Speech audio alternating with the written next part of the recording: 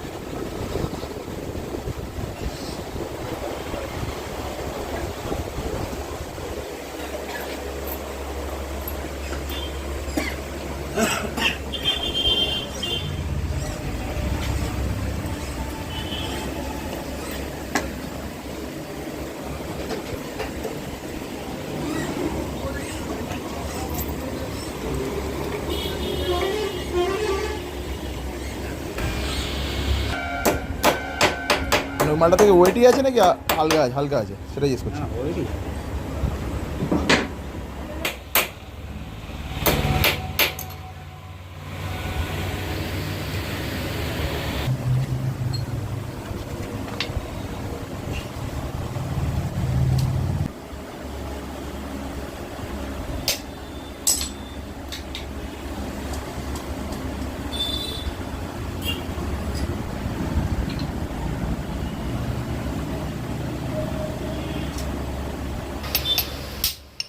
দাগ লেগে যাবে। ওয়াটারপ্রুফ গ্রিজ দিলে খুব ভালো হতো। ওয়াটারপ্রুফ গ্রিজ শুকিয়ে যায় তাহলে। কিন্তু এইটাতে ওয়াটারপ্রুফ গ্রিজই লাগবে, কোম্পানি ওয়াটারপ্রুফ গ্রিজই দেয় এটাতে।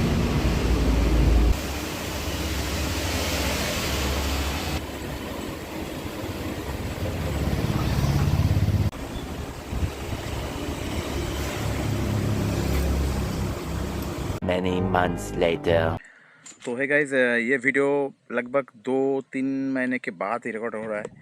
और एक्चुअली मैं देखना चाहता था कि एक्चुअल में ये कैसा वर्क करता है। जो एक्सपीरियंस मैंने लिया है वो एकदम परफेक्ट है। तो पहले मैं गाड़ी का एक ओवरव्यू दिखा देता हूँ, ठीक है ना। ये अभी तक सर्विस हुई नहीं है अभी तक। मैंने स्पीति से आने के बाद अभी तक सर्विस किया नहीं है। कुछ चीज़ें मैं इस पर चेंज करवाऊँगा अभी। कुछ कलर मैंने स्कीम सोच रखा हूँ, ग्राफिक्स चेंज करूँगा। तो ये जो यहाँ पे ऑयल सील्ड है ये टूट चुका है। फोक ऑयल, ये वाला, हाँ ये देखो, ये ख़राब हो चुका है। तो ये ऑयल सील्ड मुझे चेंज करना है एक्चुअली। इसे चेंज करना है। बाकी गाड़ी में कोई दिक्कत नहीं दिया है। और ये जो स्क्रू है ये निकल चुका था, बस इतना सा ही। ओवरऑल बाइक परफेक्ट चली है, कोई दिक्कत नहीं हुआ है। सिर्फ जाते वक्त और ट्रेन में आते वक्त, मतलब मैं तो कोलकाता से हावड़ा से मैंने इसको टो किया था ट्रेन में। तो जाते वक्त ये मीटर टूट चुका था। या इसका भाई ये चेंज करना पड़ेगा ये वाला, क्योंकि थ्रेड जो है ख़राब हो चुका है, तो इसे बदलना पड़ेगा। और ये मीटर ख़राब हो चुका था। और आई गेस ये वाला एंड ये वाला, ये दो जो इंडिकेटर है ये भी ख़राब हो चुका था, मतलब टूट चुका था ट्रेन में। बाकी ऐसा सच कोई डेंट वगैरह कुछ भी नहीं है, क्योंकि डेंट का ऐसा होगा, यहाँ पर ये है सेफ्टी में, यहाँ पर ये भी था, ऊपर से पैनियर्स भी था, और मीटर के पास ये वाला हिस्सा था, मतलब ये स्पीडोमीटर के पास, तो टूटने का कोई चांसेस भी नहीं था। चलो अब बात करते हैं कि जिसको मैंने चेंज किया था, ये वाला बॉल रेसर। अभी कंपनी का बॉल रेसर चेंज करोगे, लगाओगे तो 1 मिनट चलते बात करते हैं, ठीक है ना। अभी कंपनी का बॉल रेसर लगाओगे तो आई गेस 1100-1200, तो सब कुछ मिला के आई गेस 1100-1200 के करीब आएगा। सिर्फ आपको 250 रुपीज़ के अंदर आपको बॉल रेसर मिल रहा है। बाकी आप चेंज करने का जो कॉस्ट है वो आप जोड़ लो। मुझे शायद 300 रुपये लिया था, आपके पास शायद 500 ले, 700 ले या 200 ले, वो आपके ऊपर। पर काम कैसा करता है ये, अगर बॉल रेसर आप चेंज करोगे तो काम कैसा करता है वो बड़ी चीज़ एक कवर रहते हैं। मतलब देखो, जेन्युइन सी बात है, अगर तुम जेन्युइन वाला कोई प्रोडक्ट उठाओगे, परचेस करोगे, तो एक क्या है ना, एक मेंटली सेटिस्फेक्शन रहता है कि और कुछ ये हो जाए भाई, ये टूटेगा नहीं, एक्सीडेंट नहीं होगा। पर क्या लोकल में वो भरोसा रहता है गाइस? भरोसा रहता है, भरोसा कर लो भाई, कोई भी लोकल चीज़ उठा लो। मैंने जो लिखा दिया था उस कंपनी का नाम भी याद नहीं, मैं डाल दूंगा, मतलब आपको पता चल जाएगा वीडियो देखकर।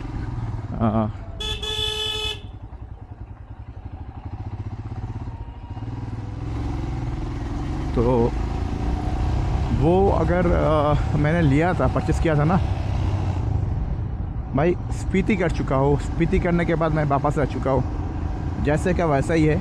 सिर्फ लगाने के कुछ किलोमीटर तक ये प्रॉब्लम कर रहा था। सिर्फ इसमें जो ये बॉल रेसर, मतलब ये हर कोई बॉल रेसर से ऐसा होता है, जब लगाओगे उसके बाद थोड़ा सा एक दो बार टाइट करना पड़ता है, क्योंकि ये लूज़ होता है, ठीक है ना, उसको बैठने में थोड़ा टाइम लगता है। तो इसमें भी वैसा लगा था, 2-3 बार मैंने सिर्फ टाइट किया ऊपर से, ये वाला ये खोल कर यहाँ से टाइट किया करवाया था।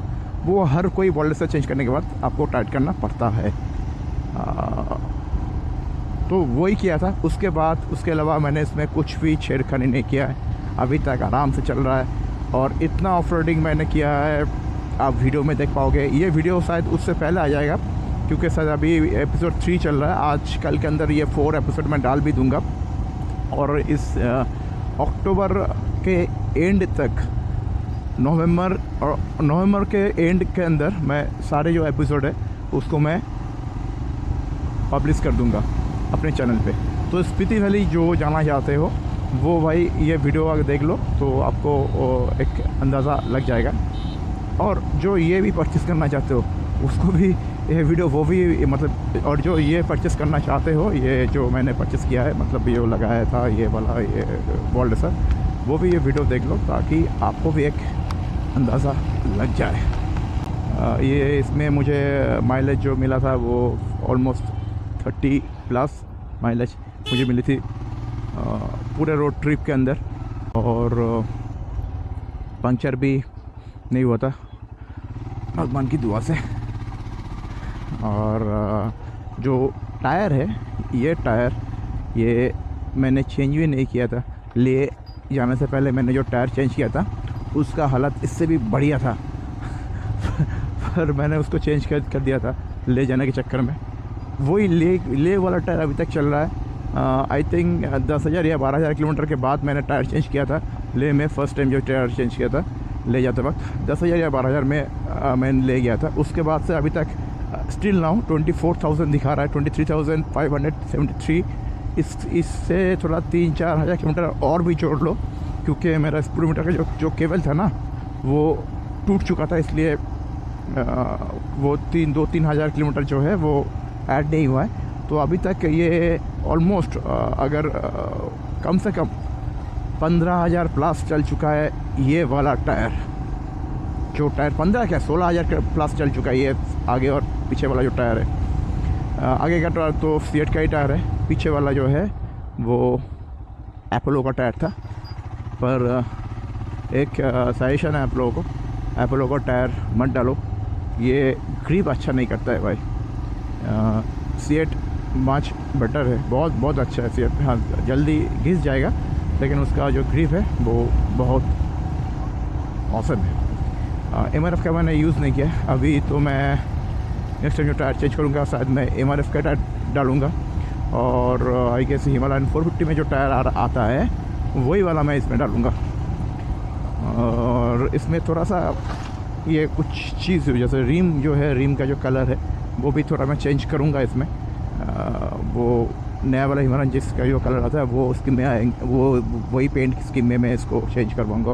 उसके साथ ये सब ग्रिल जो है ये चेरी रेड या रेड कलर में लाऊंगा ये। और ये लेग गार्ड ये सब कलर चेंज करूंगा, तो थोड़ा सा इसमें कलर मॉडिफिकेशन भी करवाऊंगा। नेक्स्ट एक लंबी सी बड़ी सी राइड होने वाली है फिर से। अरुणाचल प्रदेश जा रहा हूँ। एक बार मैं अरुणाचल से विज़िट कर चुका हूँ इससे पहले 2020 में आई थिंक। तो फिर से इसी बाइक से मैंने किया था अरुणाचल प्रदेश, तो फिर से मैं अरुणाचल जा रहा हूँ इस बार जो जाऊँगा वो तवांग बुमला उस साइड में नहीं, अभी जो जाएंगे जो ऑफ फिट अरुणाचल है वो साइड में। क्योंकि अरुणाचल प्रदेश बहुत बड़ा सा जगह है और भाई बहुत सी जगह है जो अब हम लोग एक्सप्लोर नहीं करते। इतना खूबसूरत एक जगह है जो हम लोग सिर्फ अरुणाचल को जानते, सिर्फ तवांग, बुमला पास, सेला पास ये सब में जानते। पर इसके अलावा भी बहुत सारे जगह है, जैसे कि देवांग वैली है, जैसे कि रोइंग है, जैसे कि मेचुका है, जैसे कि डोंग है। तो ये सब ज़ीरो है, ये सब जगह है, आलो है। तो ये सब जगह है जो हम यूट्यूब में भी उतना वीडियो नहीं है इस साइड में। तो बस वही साइड में जाने वाला हूँ, पर उसके लिए कोई रोड प्लान मैं कर रहा हूँ क्योंकि उतना नॉलेज नहीं है, क्योंकि उस साइड में कोई उतना वीडियो भी नहीं है। तो कैसे कहाँ से जाए, किस रास्ता फॉलो करने के बाद कैसे वापस आए, बस वही मैं अभी प्लान बना रहा हूँ। तो स्पीति का वीडियो मैं जल्दी अपलोड कर दूँगा अभी। और आई होप आप लोग मुझे सपोर्ट करोगे विथ सब्सक्रिप्शन थ्रू। कुछ नहीं चाहिए, सिर्फ आपका साथ चाहिए। प्लीज़ यार सब्सक्राइब कर दो चैनल को, ताकि ऐसे बहुत सारे वीडियो मैं ला पाऊँ। जब कोई बड़ा यूट्यूबर बन जाऊँगा ना, पैसे वैसे आने लगेगा ना, तो उसके बाद सोच रहा हूँ कि अपग्रेड करूँगा एकदम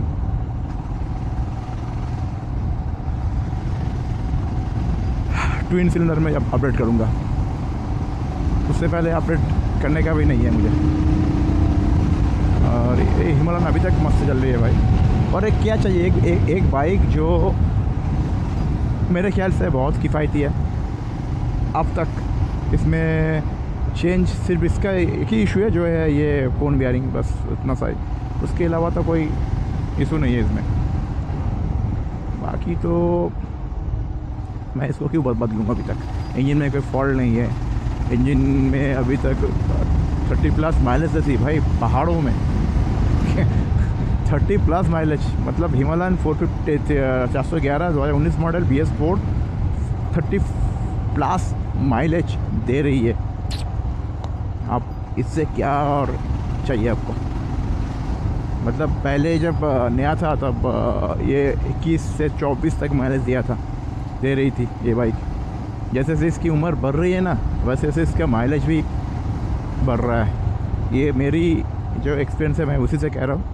अभी तक इसको मैंने ऑलमोस्ट 27,000 या 26,000 में चला चुका हूँ। उस एक्सपीरियंस से मैं बता रहा हूँ। चलो गाइस, वीडियो बहुत लंबी हो चुकी है, तो ये वीडियो यहाँ पे एंड करते हैं। अगर आप लोग चाहते हो तो ये जो मैंने चेंज किया है वो आप चेंज कर सकते हो, वो आप लगा सकते हो। सच मानो मतलब इस वीडियो को सर जस्ट वायरल कर दो।